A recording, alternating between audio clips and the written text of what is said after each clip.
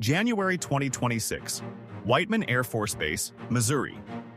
A mission planner assigned to the 509th Bomb Wing sits at a classified terminal running a Pacific deep strike scenario. The target package is real. The timeline is real. And the problem on his screen didn't exist 18 months ago. China has fielded the HQ-19, a high-altitude surface-to-air missile system, publicly tested, officially acknowledged.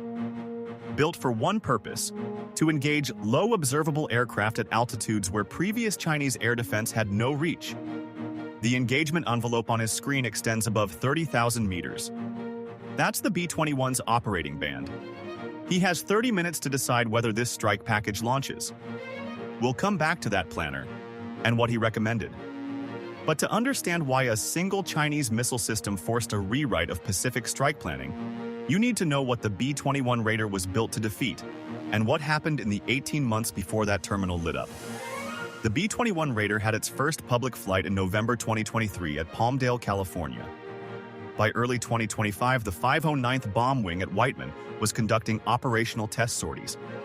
By late 2025, according to USAF budget documents released to Congress, the program had passed its critical design review milestone and was on track for initial operational capability. The unit cost? Approximately $550 million per airframe. Aircraft on contract, at least 100 with options extending to 145. That's the largest strategic bomber procurement since the B-52 program. By mid-2025, the question defense analysts were asking wasn't whether the B-21 could fly. It was whether it could survive what China was deploying to stop it. The B-21's radar cross-section is classified. What's publicly described, including in congressional testimony from the Secretary of the Air Force, is that the signature is smaller than a golf ball.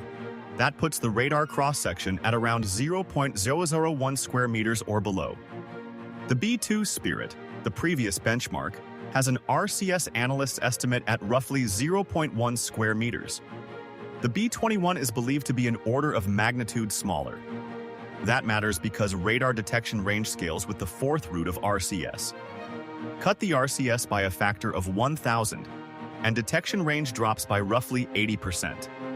A radar that could detect a B-2 at 400 kilometers may only detect a B-21 at 80. At 80 kilometers, a supersonic interceptor may not have time to reach engagement position. That was the math that made the B-21 viable against legacy Chinese air defense. The HQ-9 family, China's primary long-range SAM, operates out to approximately 200 kilometers against conventional targets. Against a low observable target with an RCS below 0.1 square meters, analysts at CSIS estimated effective detection range drops to between 40 and 70 kilometers, not enough to support an intercept at altitude. Then, China tested the HQ-19. First public reporting appeared in Chinese state defense media in Q3 2025. Jane's Defense Weekly confirmed the designation and described the system as a high-altitude, long-range interceptor with a reported engagement ceiling above 30,000 meters, roughly 100,000 feet. That's the stratospheric band where the B-21 is designed to operate. Previous Chinese SAM systems topped out between 27,000 and 30,000 meters against maneuvering targets.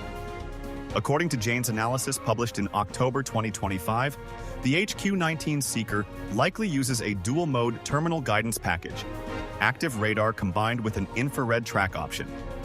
That second Seeker mode is the problem. Here's what's most surprising about the HQ-19 threat. It isn't primarily a radar problem. The B-21's low observable design is optimized against radar. The airframe shaping, the radar-absorbent materials, the inlet geometry, all of it suppresses radar reflection. But infrared signature runs on different physics. A flying aircraft at operational altitude produces exhaust. Exhaust produces heat. Heat radiates. An infrared seeker with a sensitive enough detector can find that signature even when the radar return is essentially zero.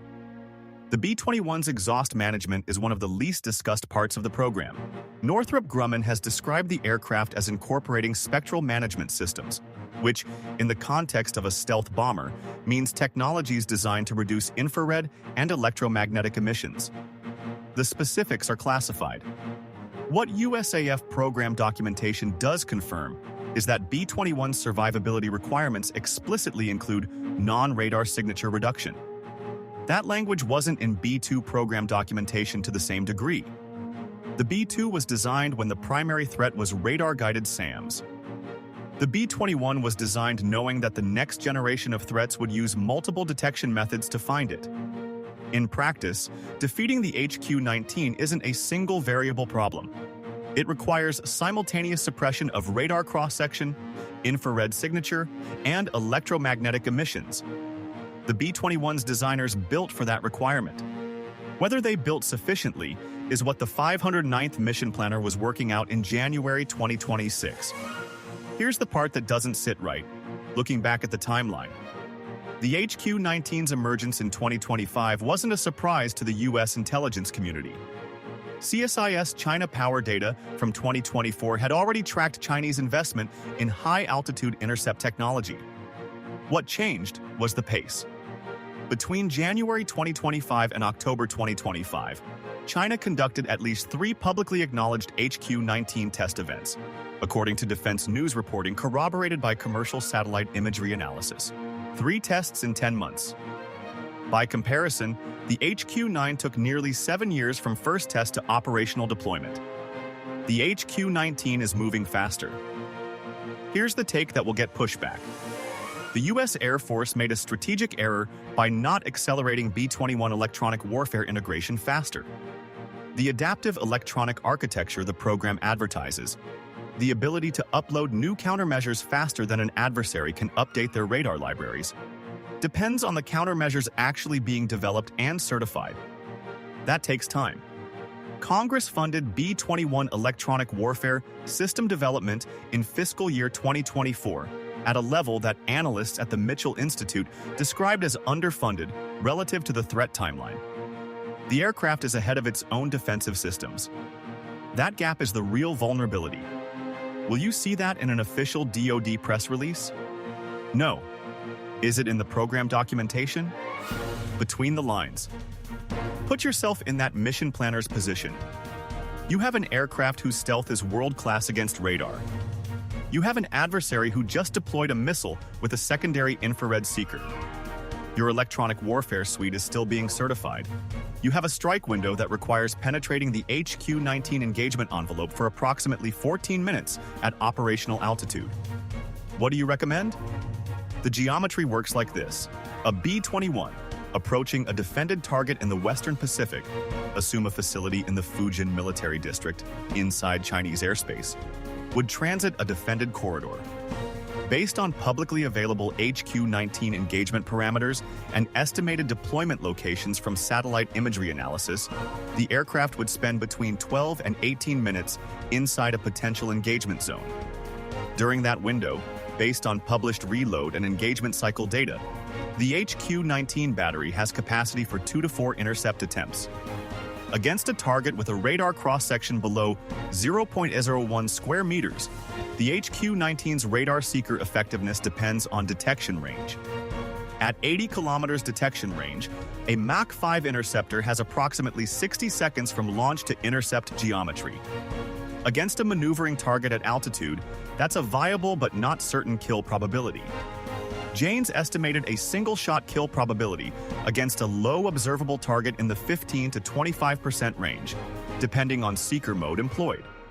4 shots at 20% single-shot kill probability each gives a cumulative intercept probability of approximately 59%. That's not acceptable for a strategic strike mission. The consequence: the B-21 cannot fly the B-2's mission profile against HQ-19 defended targets and hit the same survivability margins. The mission has to change.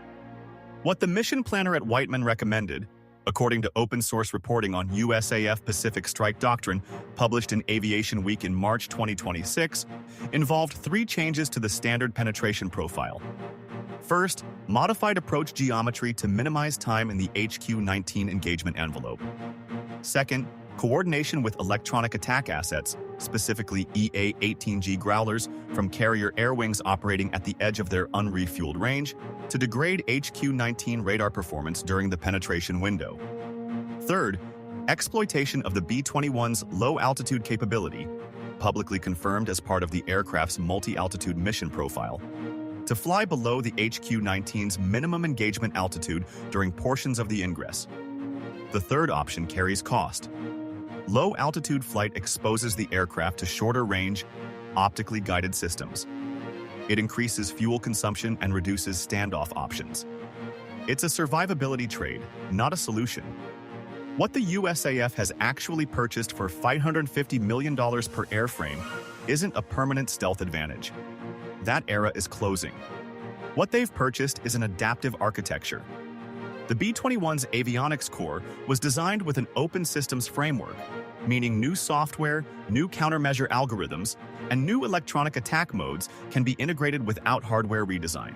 The program documentation describes an upgrade cycle measured in months, not the years required for legacy aircraft modifications.